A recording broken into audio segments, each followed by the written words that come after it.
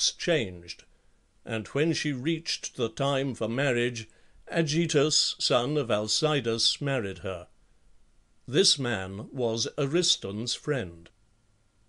So love for this woman pricked Ariston, and he contrived as follows.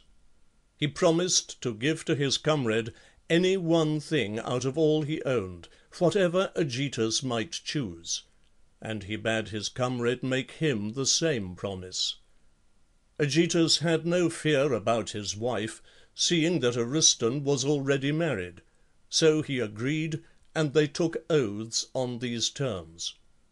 Ariston gave Aegetus whatever it was that he chose out of all his treasures, and then, seeking equal recompense from him, tried to take the wife of his comrade.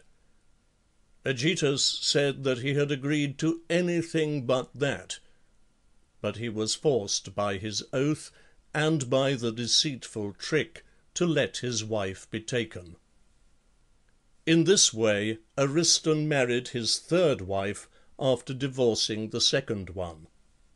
But his new wife gave birth to Demaratus too soon, before 10 lunar months had passed. When one of his servants announced to him as he sat in council with the Ephors that he had a son, Ariston, knowing the time of the marriage, counted up the months on his fingers, and swore on oath, "It's not mine." The Ephors heard this, but did not make anything of it.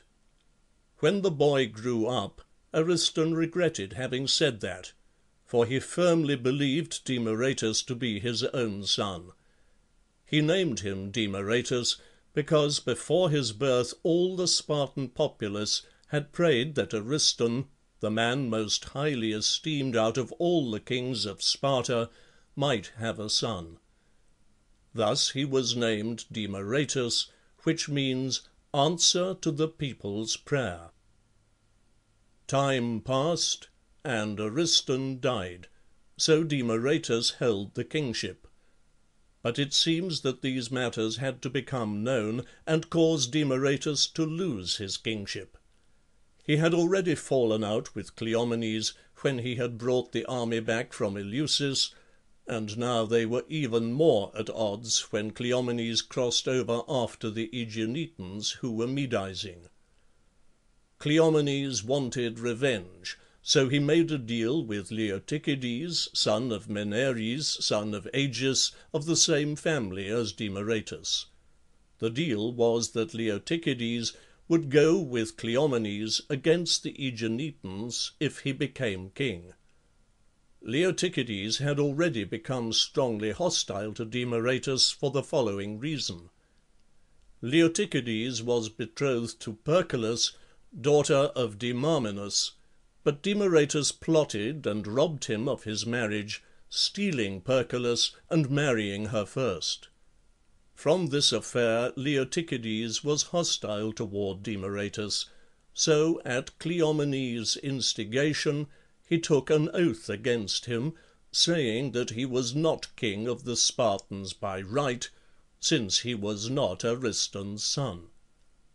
After making this oath, he prosecuted him, recalling that utterance which Ariston had made when the servant told him he had a son, and he counted up the months, and swore that it was not his. Taking his stand on this remark, Leotychides declared that Demaratus was not Ariston's son, and that he was not rightly king of Sparta, bringing as witnesses the Ephors who had been sitting beside Ariston and heard him say this. Disputes arose over it, so the Spartans resolved to ask the oracle at Delphi if Demaratus was the son of Ariston. At Cleomenes' instigation this was revealed to the Pythia. He had won over a man of great influence among the Delphians, Cobon, son of Aristophantus, and Cobon persuaded the priestess Perialus to say what Cleomenes wanted her to. When the ambassadors asked if Demaratus was the son of Ariston, the Pythia gave judgment that he was not. All this came to light later. Cobone was exiled from Delphi, and Perialus was deposed from her position. So it was concerning Demaratus' loss of the kingship, and from Sparta he went into exile among the Medes because of the following reproach. After he was deposed from the kingship, he was elected to office. When it was the time of the Gymnopaedia, Leotychides, now king in his place, saw him in the audience, and, as a joke and an insult, sent a messenger to him to ask what it was like to hold office after being king. He was grieved by the question, and said that he had experience of both, while Leotychides did not, and that this question would be the beginning for Sparta of either immense evil or immense good fortune. He said this, covered his head, left the theatre, and went home, where he immediately made preparations and sacrificed an ox to Zeus. Then he summoned his mother.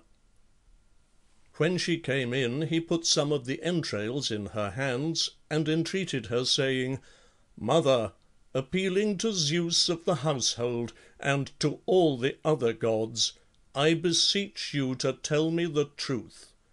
Who is my father? Tell me truly.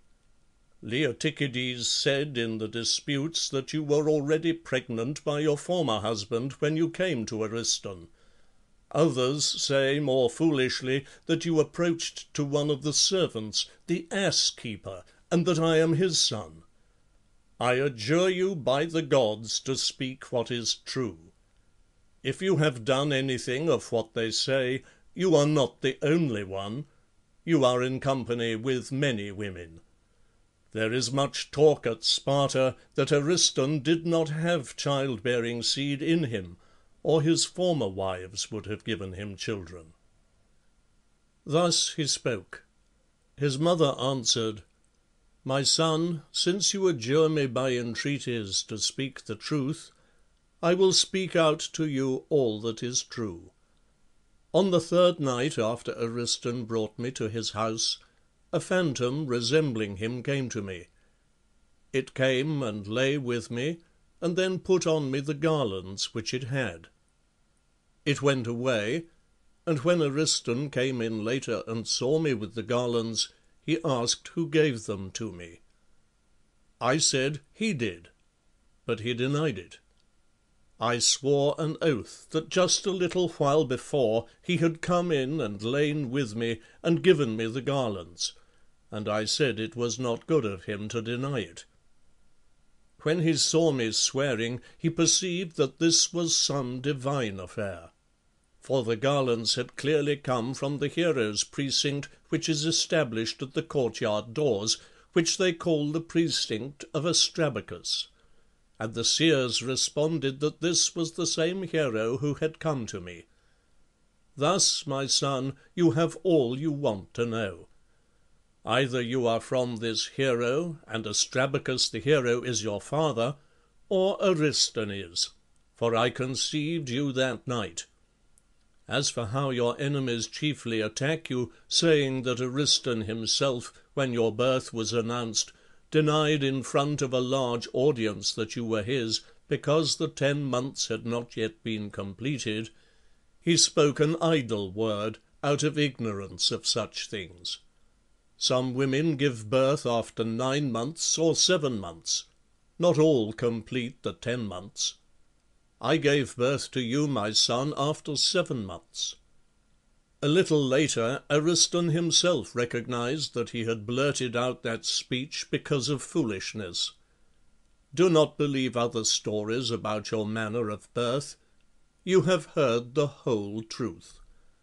May the wife of Leotychides himself, and the wives of the others who say these things, give birth to children fathered by ass-keepers." Thus his mother spoke. After learning what he desired, Demaratus took provisions and travelled to Elis, pretending that he was going to Delphi to inquire of the oracle. But the Lacedaemonians suspected that he planned to escape, and went in pursuit. Demurrage